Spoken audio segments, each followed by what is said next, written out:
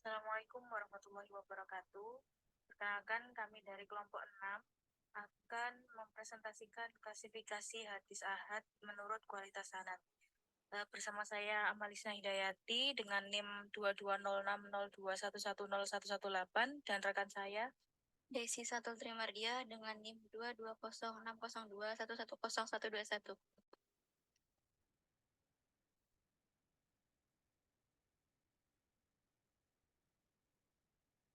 baik. Di sini kami akan menjelaskan mengenai hadis ahad. Kita akan mengangkat topik dengan definisi hadis. Yang kedua, macam-macam hadis menurut kuantitas periwayatnya.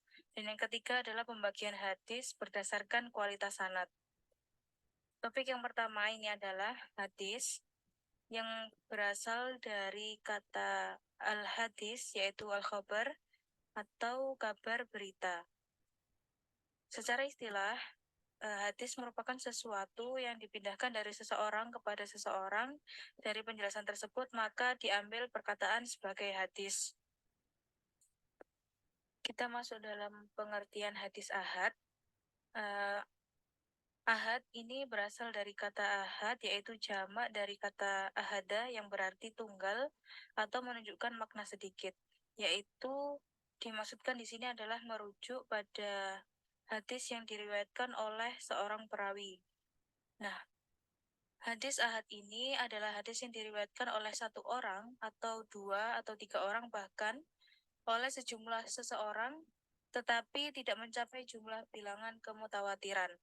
Yang selanjutnya, masing-masing perawi menyampaikan hadisnya kepada seorang atau dua orang saja atau sejumlah perawi, tetapi tidak dalam tetapi dalam setiap tahapnya jumlah perawi tersebut tidak menjadikan hadisnya terkenal sebagaimana jenis lainnya. Nah,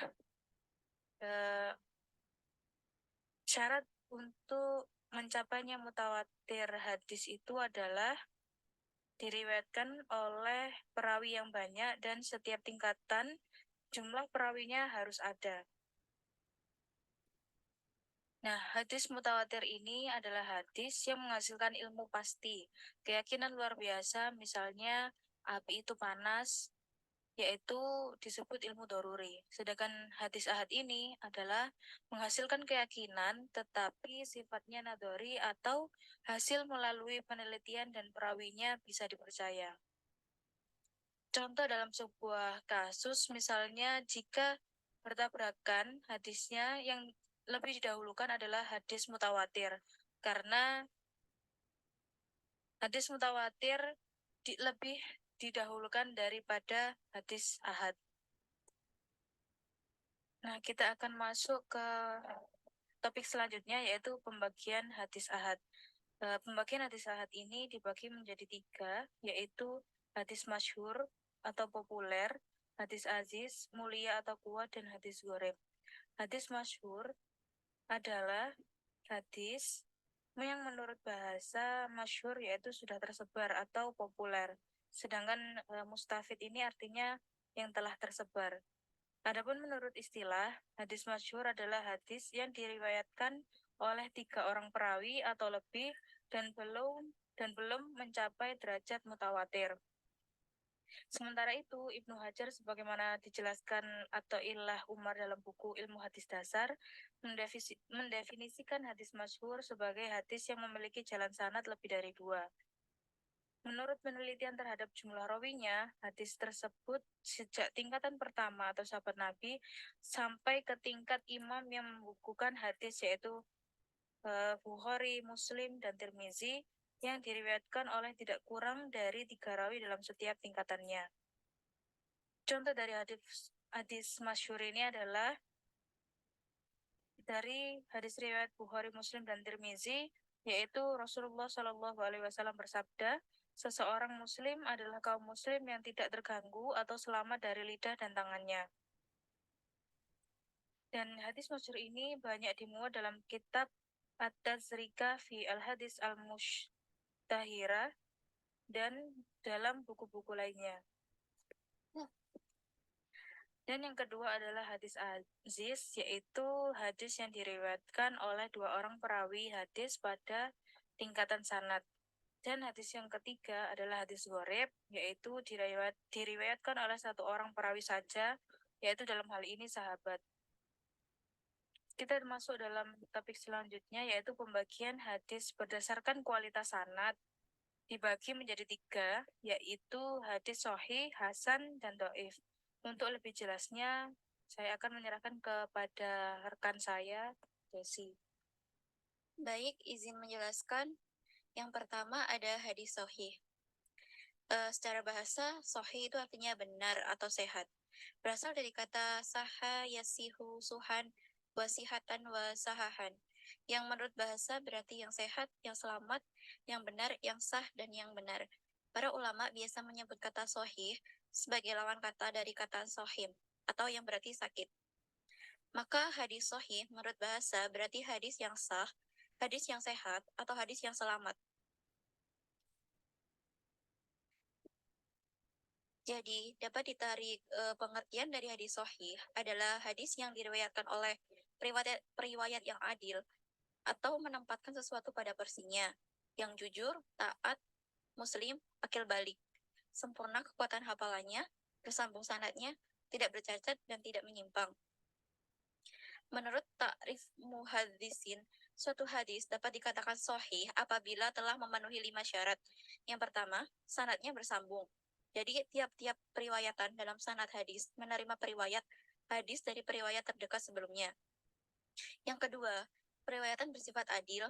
Periwayat adalah seorang muslim yang balik, berakal sehat, selalu memelihara perbuatan taat, dan menjauhkan diri dari perbuatan-perbuatan yang maksiat. Yang ketiga, periwayatan bersifat dobit. Nah, dobit adalah orang yang kuat hafalannya tentang apa yang telah didengarnya dan mampu menyampaikan hafalannya kapan saja ketika ia menghendakinya. Yang keempat, tidak janggal atau syadz.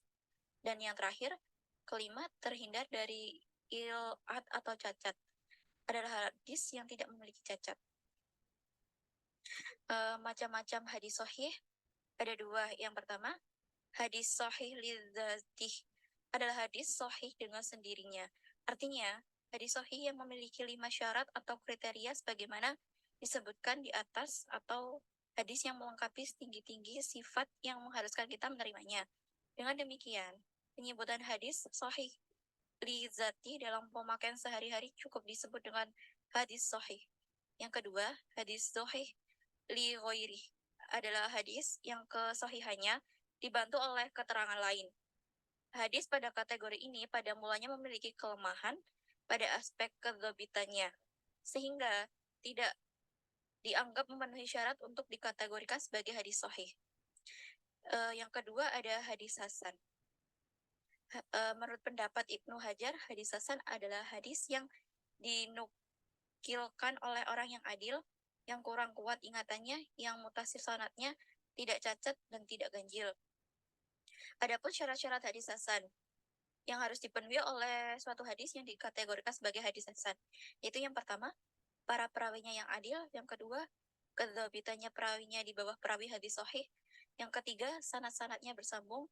Yang keempat, tidak terdapat kejanggalan atau syadz. Dan yang terakhir, kelima, tidak mengandung ilat atau cacat. Kita masuk ke hadis do'if. Hadis terakhir, do'if menurut bahasa berarti lemah. Sebagai lawan dari hawi, yang artinya kuat. Kata do'if berasal dari bahasa hadis yang lemah, yang sakit, atau yang tidak kuat. Pembagian hadis menurut sandaran matanya ada 2, yaitu hadis mauquf dan mahfu.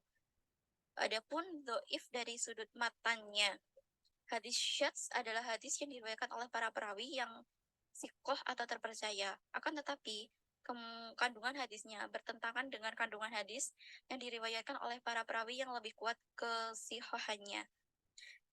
Yang ketiga, do'if dari salah satu sudutnya, baik sanad maupun matan secara bergantian. Ada hadis maklub, hadis mudrof, dan hadis musahaf.